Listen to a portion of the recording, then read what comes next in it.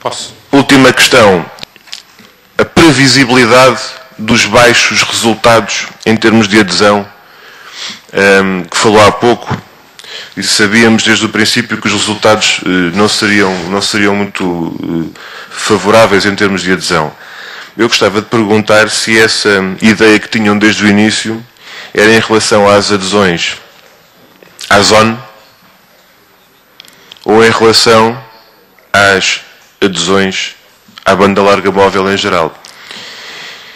E terceiro item dentro desta questão, se desde o início os senhores sabiam, ou melhor dizendo, a partir de quando é que os senhores souberam que a ligação de banda larga móvel não seria obrigatória na escolinha?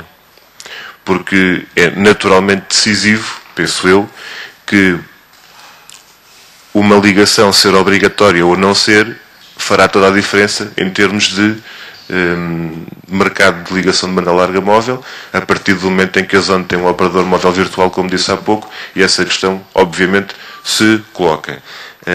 É porque até agora, e daí na altura parece que foi esse também alguma surpresa, a razão de alguma surpresa de alguns deputados, e eu próprio incluído, é que é a primeira vez que eu saiba que alguém vem a esta comissão de inquérito dizer que desde o princípio que já se estava à espera que a adesão fosse muito baixa em termos de ligação. Porque houve até agora sempre alguma surpresa transmitida por quem aqui veio depor, seja da parte de operadoras de telecomunicações móveis, seja da parte da própria Fundação, esta expectativa que existia acima dos resultados que vieram a acontecer.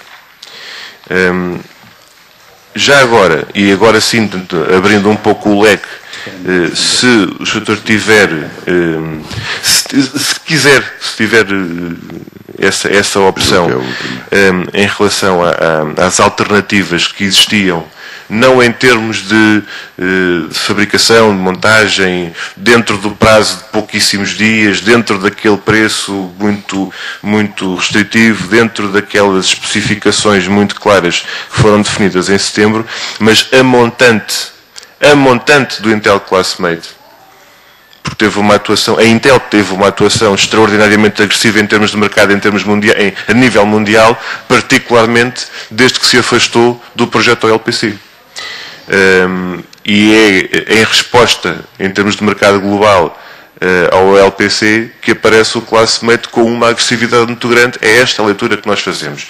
Mas como o Sr. diz que teve uma experiência de acompanhamento e de intervenção muito viva e muito ativa em relação a esta área, se quiser, eu acho que pode ter interesse que nos fale um pouco desta experiência do One Laptop per Child, dos países onde foi desenvolvido. Não está diretamente a ver com os itens da Comissão de Inquérito, mas já que falou nisso, e se entender abordar essa matéria, penso que tem interesse para a Comissão conhecer também um pouco, quanto mais não seja, das alternativas possíveis em termos globais àquilo que aparece hoje em dia, aquilo que aparece como supostamente uma alternativa única, coisa que não é, ou a falta de alternativas em relação a esta matéria. A criação de alternativa à existência ou não, e vou terminar, Sr. Presidente, coloca-se no nosso país e neste processo, em particular, em função das condições contratuais, das exigências de especificações, dos prazos colocados, dos preços máximos previstos, e desse ponto de vista é assim que alguns de nós, não a maioria, mas quase toda a gente, tem chegado à conclusão que este é um processo que em Portugal, no escolinha nomeadamente, apontava para uma solução de sentido único. Mas essa realidade é uma realidade que, em termos globais, não seria necessariamente assim. E por isso o convite ou o desafio que eu lhe fiz relativamente a essa experiência e a esse conhecimento. Muito obrigado, Sr. Presidente.